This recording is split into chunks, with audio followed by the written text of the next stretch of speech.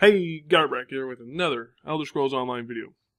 This video is going to be basically a question and answer. I'm going to go through some of the questions that I received in my last 3 videos. So the PAX Edition Part 2, Character Creation and Combat.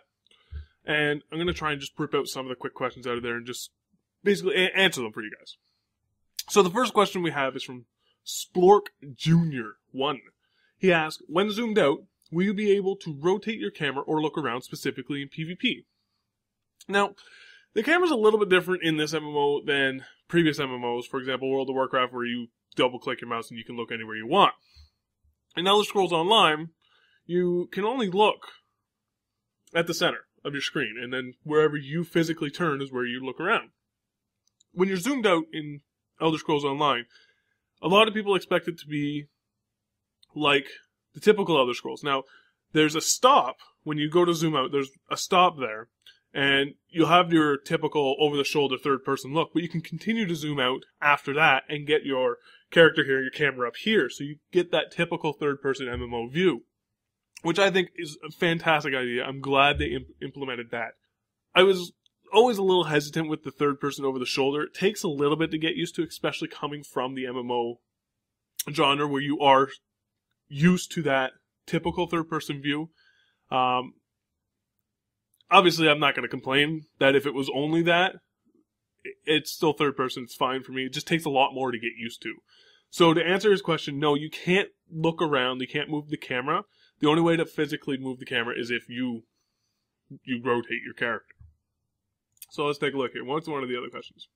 One of the other questions is from Zindreb. Will PvP be in beta? Yeah, of course it's going to be. Not right away. I highly doubt they'll open up the PvP area right away. It'll probably be something further down the line, closer to launch. Now, I say closer to launch, I'm talking like 3-4 months away. It allows them to test it and fix any bugs that come up. The reason I say it's not going to be in right away, they have other things to worry about right now. Making sure, one, the game is fluid right as soon as people get in, and the progression through the game.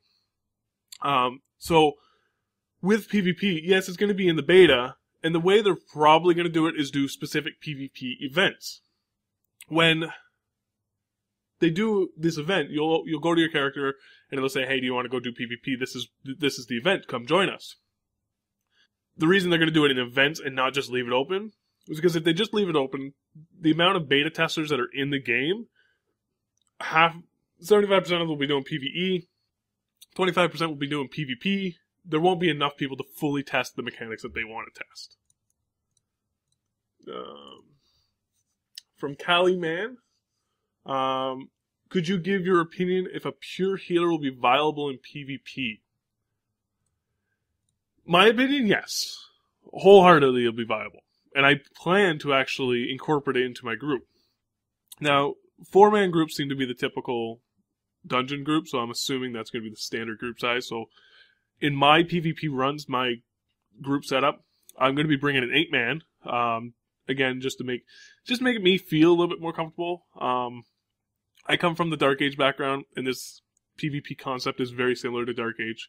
So I'm going to be bringing that 8-man just more for nostalgic purposes.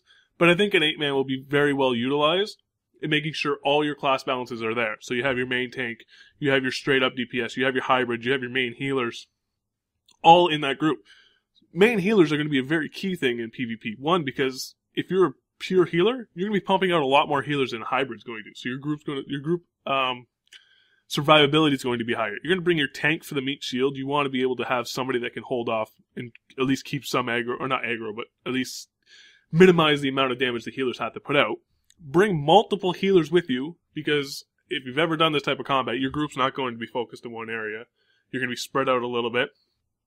So yes, pure PvP healing will be viable. And there's going to be groups that obviously won't take it. They'll take a hybrid, and it'll still work. But I think having a pure healer is going to be more beneficial to a group setup, primarily because of the more healing output that they'll be able to do. PvP is all about doing the most damage, killing the guy faster. If you have a healer healing a lot faster than the other healer, your group's going to win. Let's see. We got William Babor. Are you Frank Mir? I could be. I sure as hell look like him. I mean, if there was a Frank Mir lookalike contest, I'm pretty sure I would win that contest. We have another question here from Violated. Elder Scrolls. Will the Elder Scrolls be like Relics in Dark Age of Camelot? Yes. If you've ever played Dark Age of Camelot, or if you played Guild Wars 2 around the launch time, you'll be familiar with this concept. Dark Age of Camelot had relics. Guild Wars 2 had orbs of power. Guild Wars 2's attempt to implement this feature was slightly horrible. The orbs really didn't do anything that people wanted. So they weren't fought over. They were just useless EP items. They more bragging rights than anything. Whereas in Dark Age, they were a sought-after item. They actually helped your realm. Like, we would have like 300 people versus 300 people versus 300 people. It was insane. You want to talk about massive scale PvP? Go look up a Relic raid on YouTube or something. Now, Guild Wars is an old game, so if you do go ahead and do this, the graphics are slightly outdated, but the gameplay is still as if you want to compare PvP to any other game, Guild Wars 2, Dark Age of Camelot has by far the best PvP on a large scale. So yes, the Elder Scrolls are going to be similar to Dark Age of Camelot, Relics, and Guild Wars 2 Orbs of Power, but hopefully a lot better. Alright, so our next question is from Sniper66. Hey Garb, is there any information on the currency of the game and any information on an auction house-like system? The currency in Elder Scrolls Online is going to be gold. Just gold, nothing else. At some point later on, when people start accumulating mass amounts of gold, they might introduce something. That's not confirmed, that's just me speculating. I mean, just because at some point there's going to be 500,000 gold that people are going to be able to accumulate.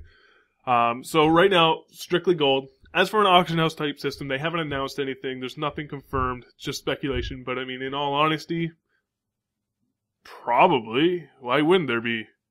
I mean, there's got to be a way to sell your stuff. I mean, modern MMOs require some form of trade system. The standard walking into town going, hey, I'm looking to sell this, just isn't viable anymore. There has to be a way to massively sell your items to a broader audience.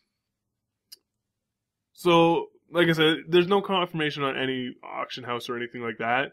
I'm assuming there would be, only because modern MMOs require something similar to that. So, it'd be cool if they did a really cool twist on the auction house and had like a bartering system, or if you were able to actually put up a merchant in town and people could just run by the merchants.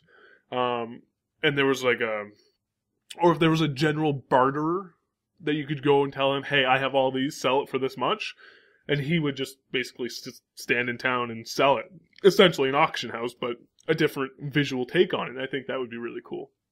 But yeah, so gold, no confirmation in auction house. If you guys have any other questions, please drop them in the comments below. I would love to do a question and answer every week. If you guys found if you guys found this information informative, or if you don't like my bubbly voice, I don't really understand what that means. Please like, subscribe, and just so you know, the contest is coming to an end. We have until April 7th. Please take a look at my contest video. I'll put the link here. No, here? Somewhere? Just click it, enjoy the contest, get yourself some free ESO coins.